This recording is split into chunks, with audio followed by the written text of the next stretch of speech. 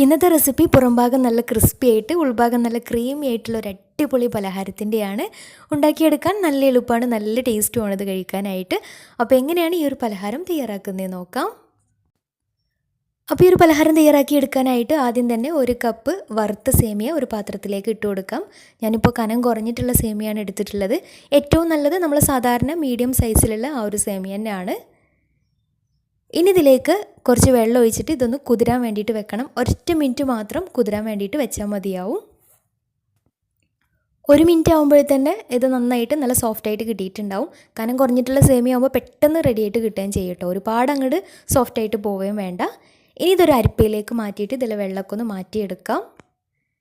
അപ്പോൾ വെള്ളമൊക്കെ വാർന്ന് വരുന്ന സമയം കൊണ്ട് ഇനി ഒരു പാത്രത്തിലേക്ക് 2 ടേബിൾ സ്പൂൺ കോൺഫ്ലോർ ചേർത്ത് കൊടുക്കാം. കോൺഫ്ലോറിന് പകരം മൈദയായാലും കുഴപ്പമില്ല, അരിപ്പൊടി ആയാലും കുഴപ്പമില്ല. ഇനി ഇതിലേക്ക് 1/4 കപ്പ് പാൽ കുറേശ്ശെയായിട്ട് കലക്കിയിട്ട് മിക്സാക്കിയിട്ട് എടുക്കാം. കൂടെ തന്നെ മധുരത്തിന് ആവശ്യമായിട്ടുള്ള 3 ടേബിൾ സ്പൂൺ പഞ്ചസാര കൂടെ ചേർത്ത് കൊടുക്കാം. ഇനി ഫ്ലെയിം ഓൺ ചെയ്തിട്ട് ഇതൊന്ന് നന്നായിട്ടൊന്ന് കുറുക്കിയിട്ടെടുക്കാം. ആദ്യം തന്നെ കോൺഫ്ലോറൊക്കെ ചേർത്ത് മിക്സാക്കി എടുത്തത് കാരണം കൈയെടുക്കാതെ തന്നെ ഇളക്കി കൊടുക്കണം, അല്ലെങ്കിൽ അടിക്ക് പിടിക്കാനുള്ള സാധ്യതയുണ്ട്. അപ്പോൾ ഏകദേശം കുറുകി വരുന്ന സമയത്ത് ഇനി ഇതിലേക്ക് നല്ലൊരു ഫ്ലേവറിന് വേണ്ടിയിട്ട് 1/2 ടീസ്പൂൺ ഏലക്കാപ്പൊടി കൂടി ചേർത്തിട്ട് നന്നായിട്ട് മിക്സാക്കി എടുക്കാം. അപ്പോൾ നന്നായിട്ട് കുറുകി വന്നിട്ടുണ്ട്. ഇതാണ് കറക്റ്റ് പാകം. ഇനി ഫ്ലെയിം ഓഫ് ചെയ്യാം. ഇനി നേരത്തെ കുതിർത്ത് വെച്ചിട്ടുണ്ടായിരുന്ന സേമിയയിലേക്ക് 2 ടേബിൾ സ്പൂൺ പഞ്ചസാരയും അതുപോലെ തന്നെ 3 ടേബിൾ സ്പൂൺ നെയ്യ് ഉരുക്കിയിട്ടുള്ള നെയ്യും കൂടെ ചേർത്തിട്ട് കൈ വെച്ചിട്ട് നന്നായിട്ടൊന്ന് മിക്സാക്കി എടുക്കാം. സേമിയ ഒന്നും ഒരുപാട് ഉടഞ്ഞു പോവരുത്. മിക്സാക്കി എടുക്കുന്ന സമയത്ത് ശ്രദ്ധിച്ചിട്ട് വേണം ചെയ്തെടുക്കാൻ വേണ്ടിയിട്ട്. ഇനി സ്നാക്ക് ഉണ്ടാക്കി തുടങ്ങാം. അപ്പോൾ അതിന് വേണ്ടിയിട്ട് ഒരു ഉണ്ണിയപ്പച്ചട്ടി സ്റ്റൗവിൽ വെച്ചിട്ടുണ്ട്. ഈ ഒരു സമയത്ത് ഫ്ലെയിം ഓൺ ചെയ്തിട്ടില്ല.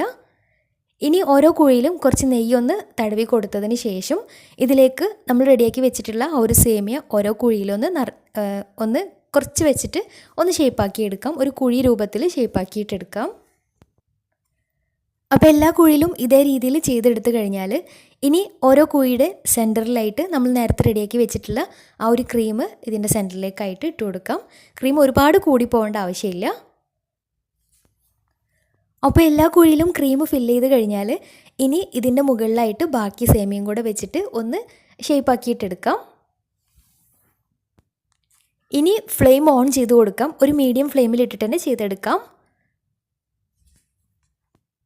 പിന്നെ ഞാൻ എടുത്തിട്ടുള്ള സേമിയ നല്ല നേരിയ സേമിയ ആയത് കാരണം നന്നായിട്ട് അങ്ങോട്ട് കുതിർന്ന് പോവും.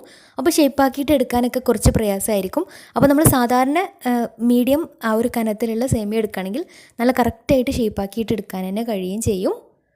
അപ്പോൾ താഴ്ഭാഗം നന്നായിട്ടൊന്ന് കളറ് മാറി വെന്ത് കിട്ടിയാൽ ഒന്ന് മറിച്ചിട്ട് കൊടുക്കാം.